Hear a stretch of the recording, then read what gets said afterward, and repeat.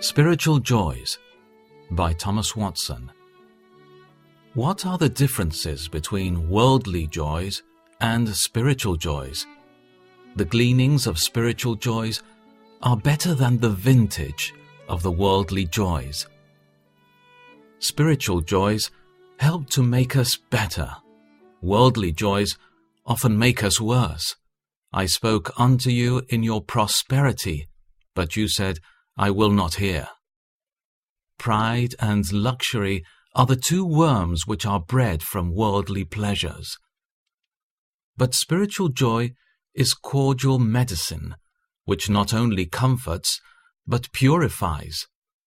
It makes a Christian more holy. It causes an antipathy against sin. It infuses strength to live and suffer for Christ.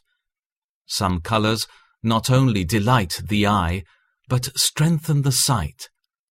Just so, the joys of God not only refresh the soul, but strengthen it. The joy of the Lord is your strength. Spiritual joys are inward. They are heart joys.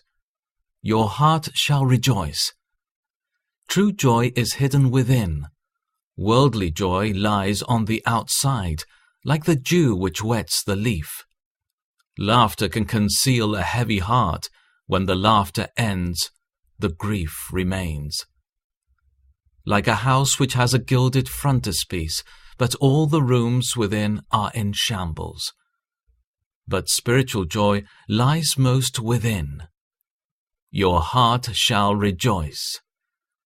Divine joy is like a spring of water, which runs underground. Others can see the sufferings of a Christian, but they cannot see his joy. His joy is hidden manna, hidden from the eye of the world. He has joyful music which others cannot hear. The marrow lies within. The best joy is within the heart. Spiritual joys are sweeter than worldly joys. Your love is sweeter than wine. Spiritual joys are a Christian's festival. They are the golden pot and the sweet manna. They are so sweet that they make everything else sweet. Spiritual joys sweeten health and estate, as sweet water poured on flowers makes them more fragrant and aromatic. Divine joys are so delicious and ravishing that they put our mouth out of taste for earthly delights, just as he who has been drinking cordials tastes little sweetness in water. Paul had so tasted these divine joys that his mouth was out of taste for worldly things. The world was crucified to him. It was like a dead thing. He could find no sweetness in it. Spiritual joys are more pure. They are not tempered with any bitter ingredients. A sinner's joy is mixed with dregs. It is embittered with fear and guilt. He drinks wormwood wine. But spiritual joy is not muddied with guilt, but like a crystal stream it runs pure. Spiritual joy is a rose without prickles. It is honey without wax.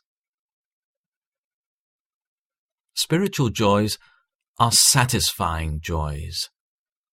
Ask that your joy may be full. Worldly joys can no more fill the heart than a drop can fill an ocean. They may please the palate or imagination, but cannot satisfy the soul. No matter how much we see, we are never satisfied. No matter how much we hear, we are not content. Ecclesiastes 1:8. But the joys of God satisfy. Your comforts delight my soul. Psalm 94:19. There is as much difference between spiritual joys and earthly joys as between a banquet which is eaten and one which is painted on the wall. Spiritual joys are stronger joys than worldly joys, strong consolation. Hebrews 6:18. They are strong joys indeed, which can bear up a Christian's heart in trials and afflictions, having received the word in much affliction with joy. These joys are roses which grow in winter. These joys can sweeten the bitter waters of Mara. He who has these joys can gather grapes from thorns and fetch honey out of the carcass of a lion. At the end of the rod, a Christian tastes honey, as sorrowing, yet always rejoicing. Spiritual joys are unwearied joys. Other joys, when in excess, often cause loathing. Too much honey nauseates.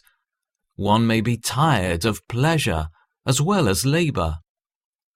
King Xerxes offered a reward to him who could find out a new pleasure.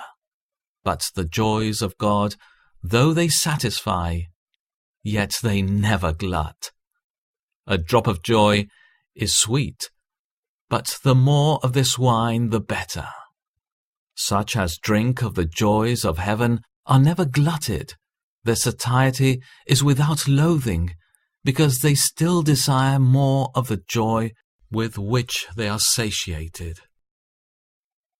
Spiritual joys are abiding joys. Worldly joys are soon gone. Such as bathe in the perfumed waters of pleasure may have joys which seem to be sweet, but they are swift. They are like meteors which give a bright and sudden flash, and then disappear. But the joys which believers have are abiding. They are a blossom of eternity, a pledge of those rivers of pleasure which run at God's right hand. In your presence is abundant joy. In your right hand are eternal pleasures. Psalm 16:11. If God gives his people such joy in this life, oh, then what glorious joy will he give them in heaven! Enter into the joy of your Lord. God keeps his best wine until last. What joy will that be, when the soul shall forever bathe itself in the pure and pleasant fountain of God's love! What joy will that be, to see the orient brightness of Christ's face, and have the kisses of those lips which drop sweet-smelling myrrh! How may this set us all longing for that place where sorrow cannot live, and where joy cannot die!